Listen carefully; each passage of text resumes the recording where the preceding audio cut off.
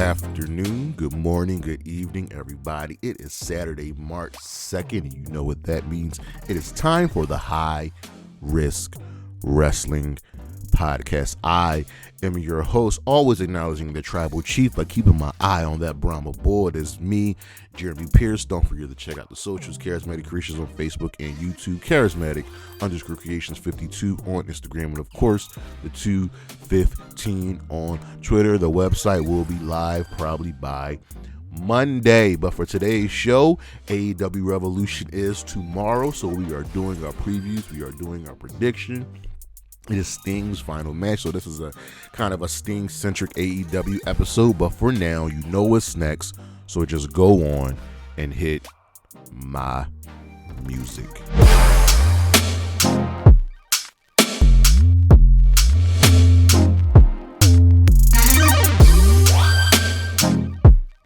All right, with this being Sting's final in-ring appearance, well, I think today's list is my five favorite and best moments from Sting's AEW tenure. We're gonna start with number 5, his debut. Sting debut. Ready for this?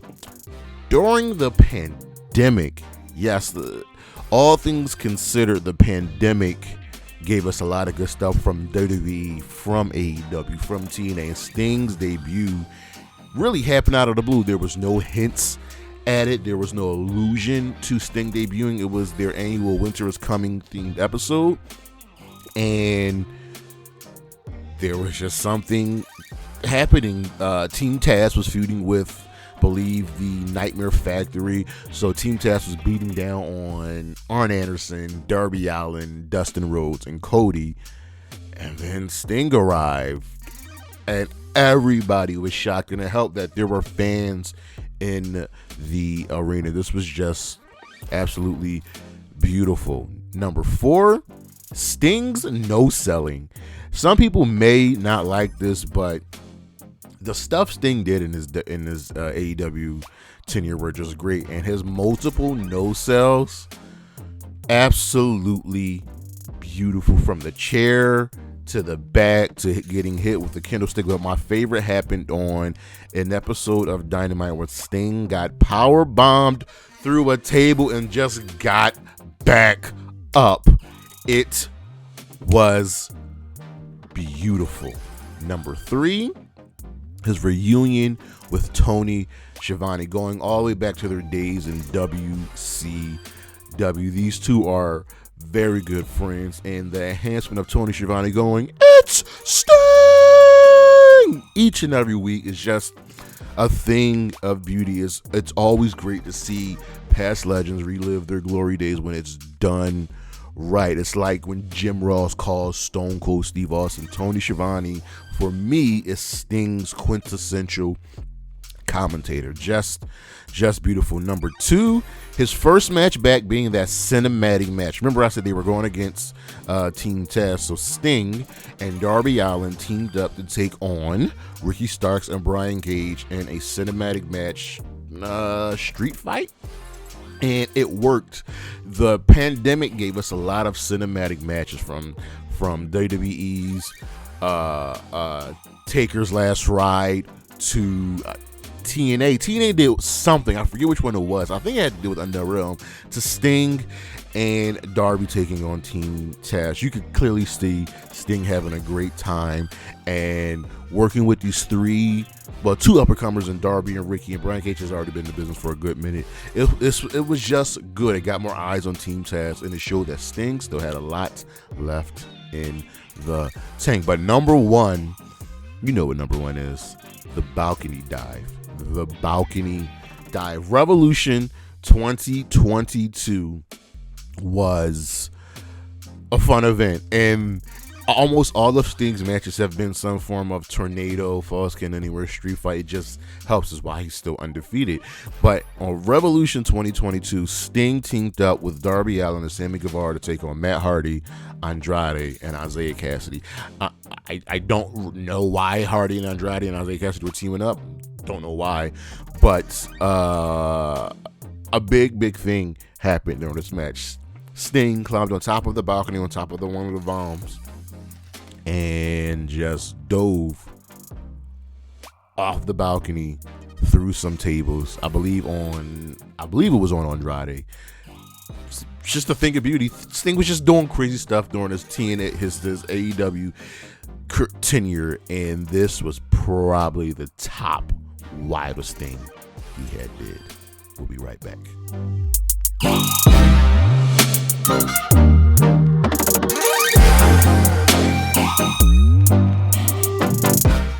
The spotlight for sure today is on Darby Allin, Sting's longtime, well, for AEW tenure, tag team partner, has one final match with his mentor. And you have to remember this. You have to know this. Sting didn't approach Darby. Darby didn't approach Sting. It was Tony Khan that put them two together. And I understand why. It just works. One of the many things that AEW has done extremely well is using legends, whether it's Taz, Jericho, Sting, the memory of Owen Hart. Like, there aren't really many missteps they have made with legends, and pairing Sting with Darby Allin has just worked. They've both learned from each other. Sting has learned the business from a new pair of eyes from Darby, and Darby has learned from Sting that less is more. You can tell stories about using more of your emotion, and Darby has gotten so much better with his promo skills. Darby Allin and Sting are the current tag team champions, and they're defending the championships against the Young Bucks. Win or lose, no one is hurt here. Darby is going to come out of this essentially as a main eventer, and he's already been a main eventer, but he comes out of this now as a surefire world title contender. And the dream is that whenever Darby gets that world championship match and he wins, Sting's not there, but Darby, awash in emotion, looks up, and you see Sting in the rafters staring down at him, and then just disappears into the blackness. That's beautiful. Darby Allin is going to help make Sting look like $1 million more than he already is. Same with the Young Bucks. This is going to be great. Darby Allin has benefited so greatly from having a mentor like Sting, because Sting's one of those legends that gets the business and understand what needs to do, and that it's not all about them. They don't need to get themselves over. You're already over. You're a legend. But Sting and Darby Allin are going to have a blast tomorrow night. They are going to put on a show, and I am very, very curious to see where Darby Allin goes from here. We'll be right back.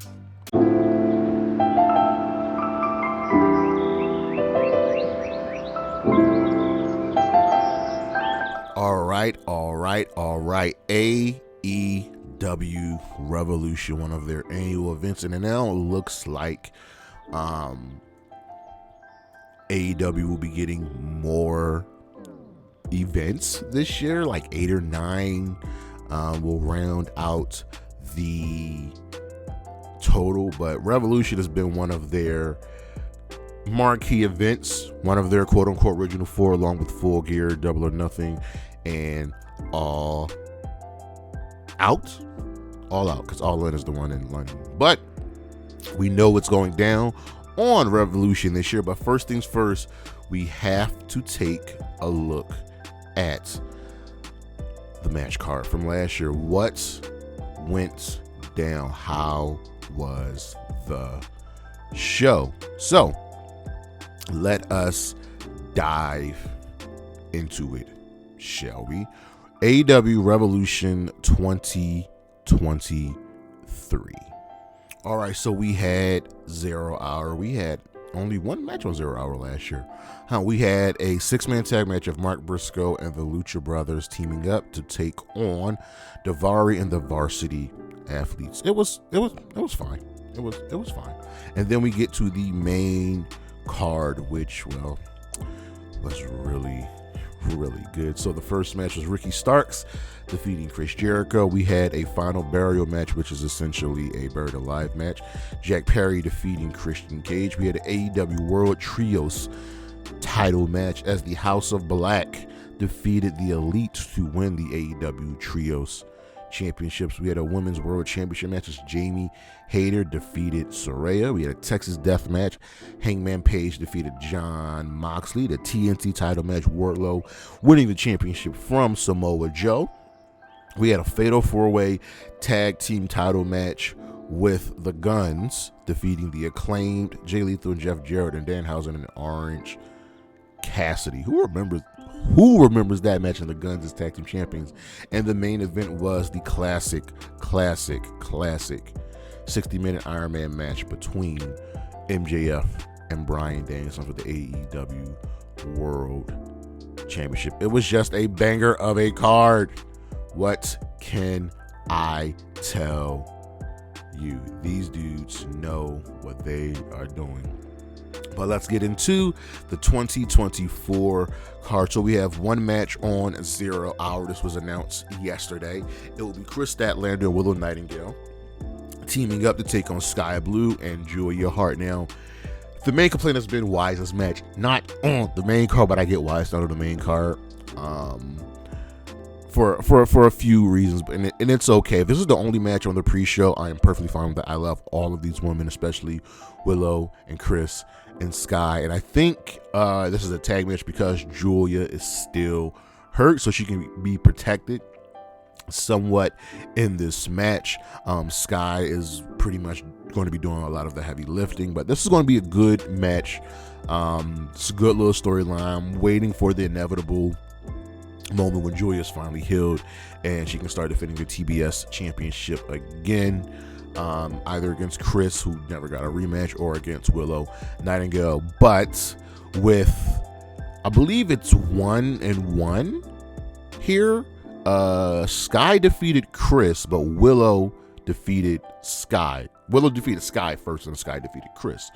So essentially 1-1 in this series. I'm going to take the faces to win for now.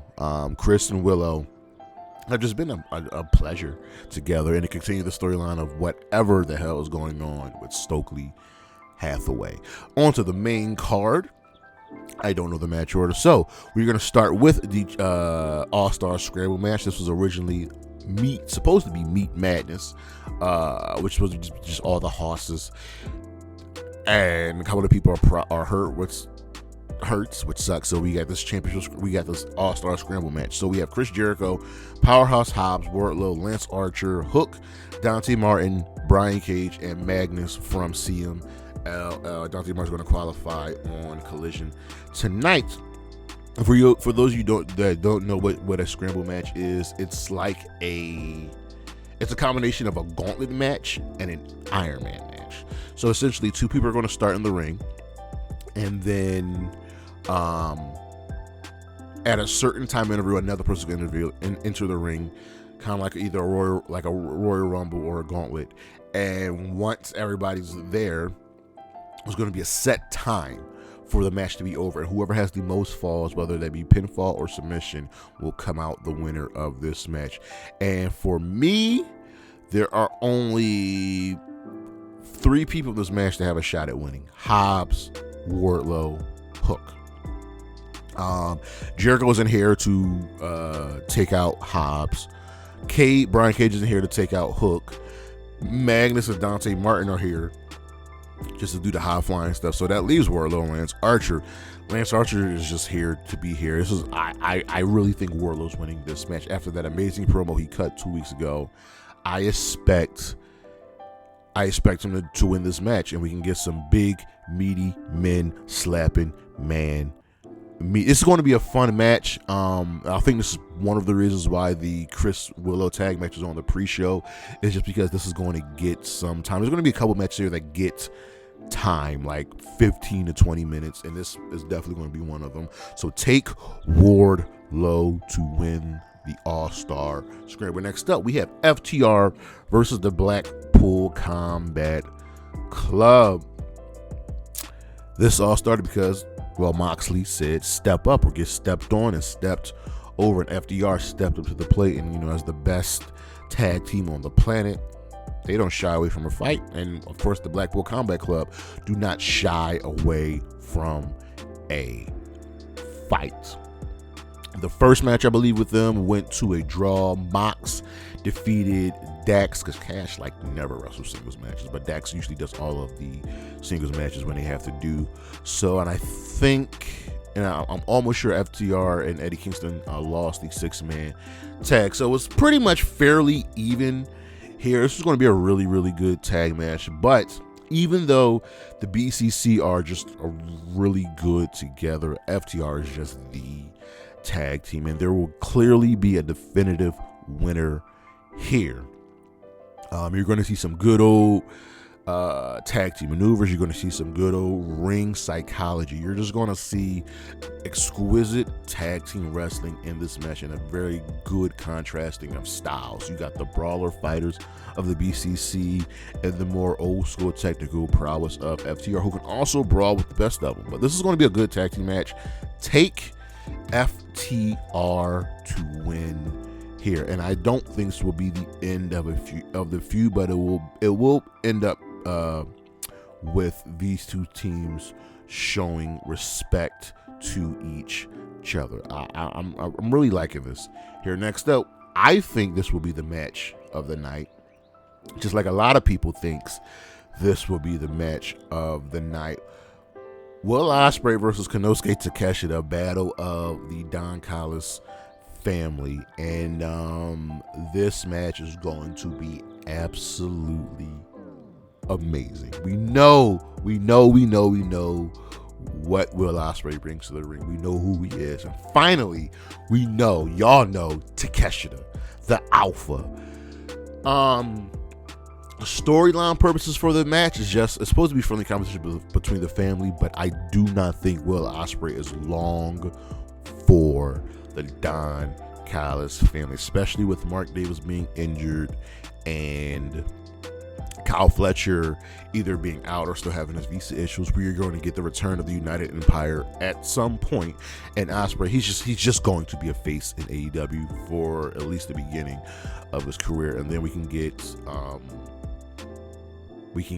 Hobbs, we can get Takeshita, and probably someone else to join the Don Callis family. But this is going to be just a banger of a match. 25 minutes. These dudes they're just going to beat the holy hell out of each other. It's going to look so beautiful. But take Ospreay to win this match. He's definitely not losing his first match as an official member of the AEW. Right, so next up, we have Eddie Kingston defending the Continental Crown against Bryan Danielson. For those of you that don't know, the Continental Crown is a combination of the Continental Crown Championship from the Continental Classic, the Ring of Honor World Championship, and the New Japan Strong Openweight Championship. The thing here is, I get why the gold is on the line. Eddie Kingston is a fighting champion, but this is all about respect, and not Eddie not respecting Danielson. He has stated time and again he's always respected Danielson. He considers Danielson one of the greatest, if not the greatest wrestler on the planet, probably of all time.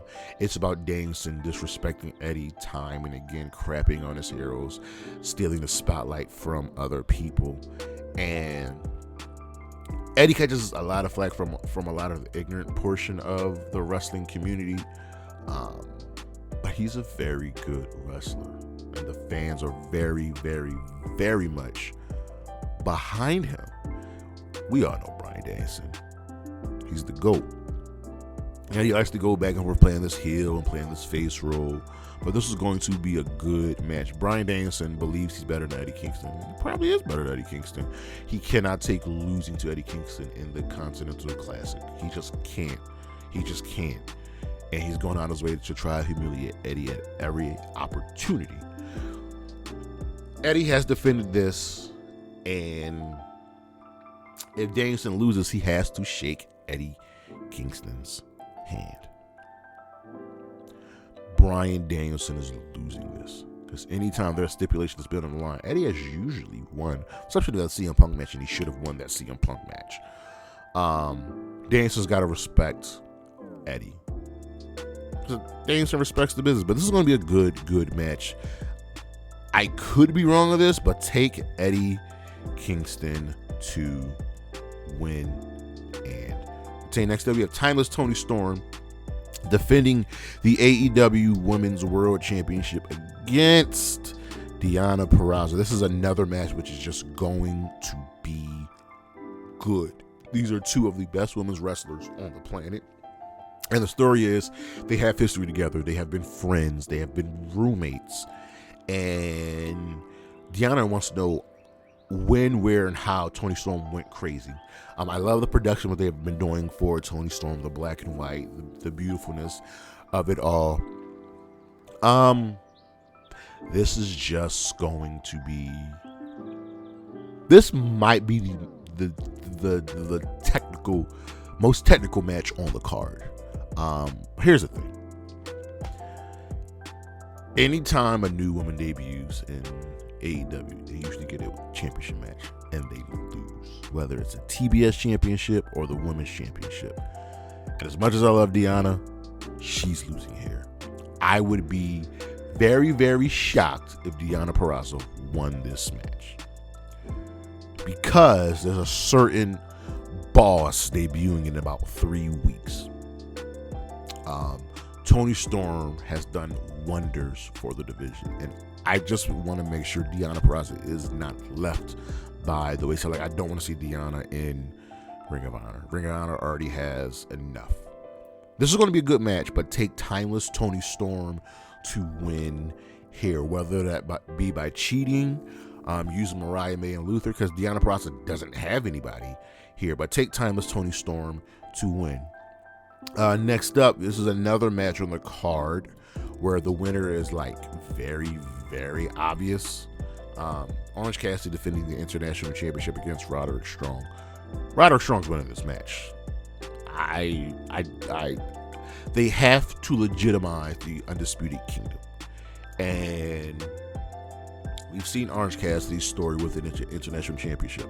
This is the second time with the title. You can give that up. Now, we've got to start legitimizing the Undisputed Kingdom. That's why Wardlow is winning. That's why Roderick Strong is going to win this match. And it's going to be a great match, because Orange Cassidy just has great matches, and Roderick Strong is one of the best just in-ring tacticians we have. There's going to be some intrigue. There's going to be a point where you think Roddy's going to lose and Orange Cassidy has the match win, but all of their friends will be there to help. Orange Cassidy's going to have Trent. He's going to have Rocky Romero. Roderick Strong is going to have Taven and Bennett with him. But Roderick Strong is walking out of here as your new international champion. Now, this match right here, this next one, this is the one match where I think there's a toss-up. It's Christian Cage defending the TNT Championship against one Daniel Garcia. Now, how do we get here? Daniel Garcia has been climbing the rankings, winning matches, and so has Adam Copeland been doing the Cope Open. And they had a match on Dynamite where the winner gets to face Christian Cage. Match ended in a no contest, and the Patriarchy took out Copeland, which left Garcia. So Garcia gets the title match. And you know what Christian does. You got a dead parent? I am using it to my advantage. And that's exactly what he did here, bringing up Daniel Garcia's dead mother. Yeah.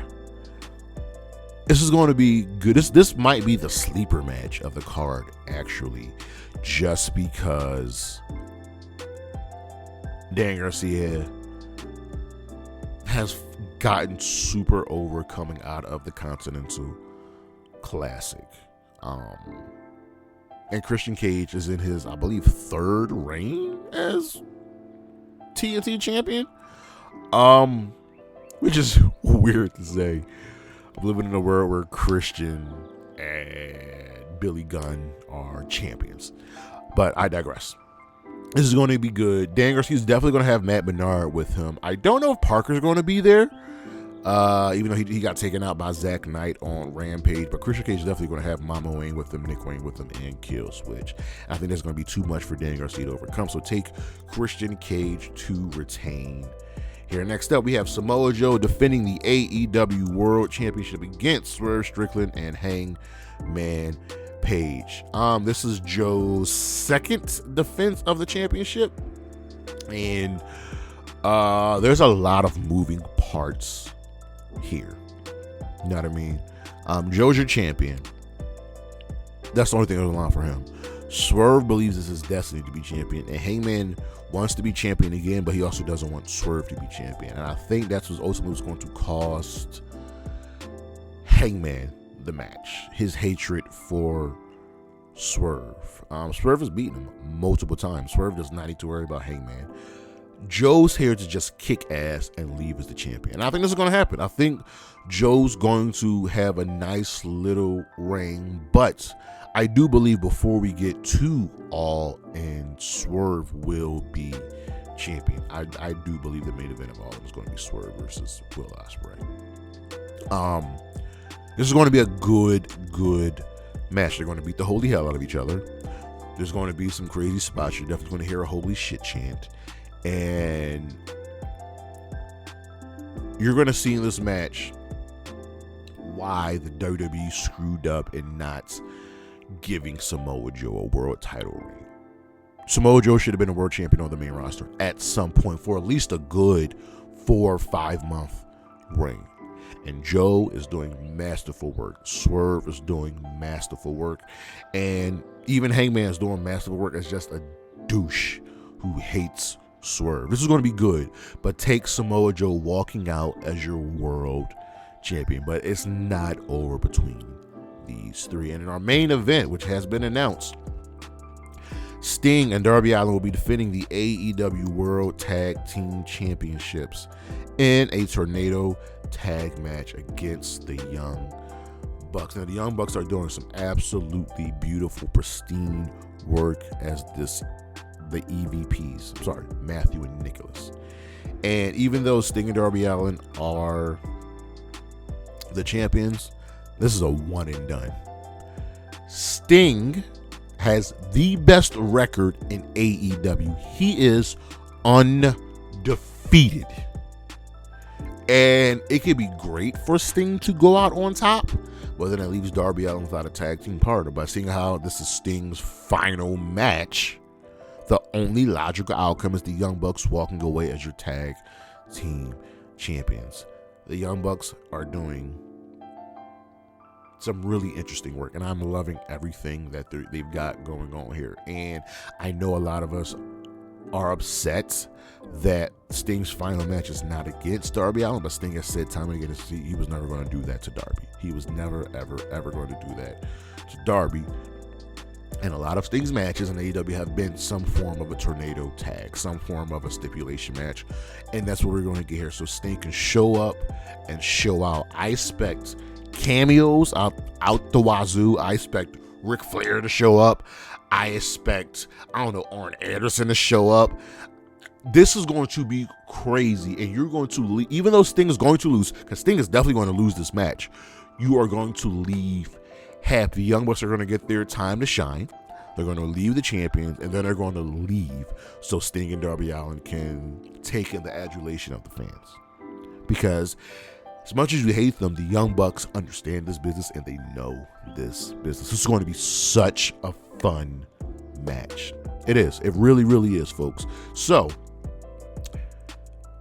we're going to say goodbye to a legend. We're going to say goodbye to the icon. and we're going to see the rise of the EVPs. We're going to see the rise of Darby Allin to a new level, and we're going to leave this pay-per-view, we're going to leave this event extremely, extremely happy. So, the winners, one more time, and trust me, there will probably be at least another match or two added to 0 Hour, because that's just what Tony Khan does. But what we have scheduled from 0 Hour: take Kris, Statlander, Willow, Nightingale to win. From the main card, take Wardlow to win the Scramble, FTR to defeat the Blackpool Combat Club, Will Ospreay to defeat Takeshita at Kingston, to defeat Bryan Danielson, retaining the Continental Crown. Take Timeless Toni Storm, defeating Deonna Purrazzo to retain the Women's Championship. Take Roderick Strong to defeat Orange Cassidy to win the International Championship. Christian Cage defeating Dan Garcia to retain the TNT Championship. Samoa Joe defeating Swerve and Hangman to retain the World Championship. And the Young Bucks to defeat Sting and Darby Allin to become your new AEW Tag Team Champions. But that is our show. Thank you for listening. Thank you all for watching. I gotta go play me some Star Wars, because Star Wars Unlimited is a great game. Next week, in addition to the Revolution preview, we have What Just Happened coming on Monday. On Tuesday, we're going to talk about the 2K24 ratings, because I have some thoughts, ladies and gentlemen. This is going to be another expose. We got Flashback Friday this Friday, and then this Saturday we have the Women of WrestleMania. It is Women's History Month, so we're going to try to do some things looking at the women in professional wrestling this month. I'm going to come up with some other things. Don't forget, we get the High Wrestling Podcast every single Saturday, the High Wrestling Recap every single Sunday. Of course, Wrestling Reddit content every Thursday. We got a couple lists coming up this month, but that's our show. Don't forget to check out the socials: Charismatic Creations on Facebook and YouTube, Charismatic_Creations52 on Instagram, the 215 on Twitter. We got Patreon. Website is going live this week soon. And as always, Isla Dawn, Willow Nightingale, Kris Statlander, Anna J, Bailey, and Gigi Dolan. Holla at your boy.